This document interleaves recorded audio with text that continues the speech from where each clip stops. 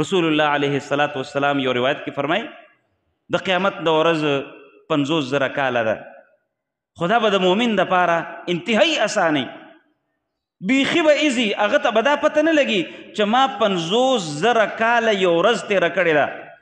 وجه دا ده چې هغه په دنیا کې د خپل ایمان محفوظ ساتلی دی، د بیماریانو نه، د مختلف څیزونو نه چې هغه د ایمان ته نقصان او تاوان وررسوي.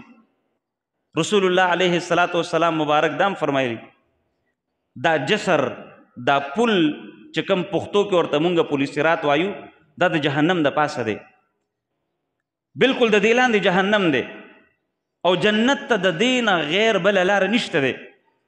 په دې جسر دې پل باندې به هغه طرف ته جنتیان اوړي. رسول الله علیه السلام د دغه جنتیانو کیفیت بیان کړی دی. بعضې خلک داسې دي چې هغوی به د سترګو د رب په شان بل طرف ته لاړ شي او جنت ته به ورسي.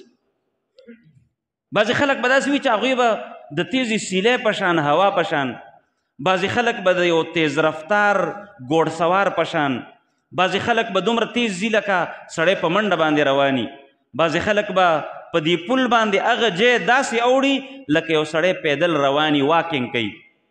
بعضې خلک به داسې وي چې هغوی به لکه د ماشومانو په خړپوسو په دې پل باندې رواني، لاندې به جهنمي دا هور به بلیږي. او بعضې خلک به داسې وي دې پل کې الله رب العالمین ناشنا کونډې لګولې دي. بعضې خلک به دې کونډو کې انخلي، یوې کونډې نه به ځان بچ کوي، بیا به بله کې انخلي، بیا به بله کې انخلي، بیا به هغې نه ځان خلاصي، بله کې به انخلي. او ډېر خلک به داسې وي الله دې مونږ د هغوی نه وساتي چې هغوی به لاندې لړه کېږي، هغوی به سزا خوري، سزا یافته خلک به وي. دی مسلمانان خو د ایمان فکر نه دی کړی، ایمان کې ضعف دی، سقم دی، ویکنس دی، کمزوري ده، هغوی به لاندې جهنم ته لړه کېږي.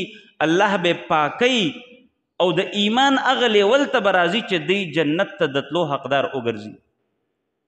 رسول الله علیه السلام چې کوم دا مختلف کیټګریز جوړ کړي دي ورونو، دا د ایمان په بنیاد باندې دي چې د چا ایمان څومره مضبوط دی نو سبا د قیامت په ورځ باندې به د جسر د دغه پل صراط دا سفر د هغه دپاره همغومره اساني. او چې چا د ایمان فکر نه دی کړی، چا د خپل ایمان ته خوراک نه دی ورکړی، چا د دې خپل ایمان باره کې د لاوبالۍ او د غفلت ژوند تیر کړی دی، نو د هغه دپاره به بیا مشکلات ډېر زیات، د هغه ژوند به بیا انتهایي مشکلي.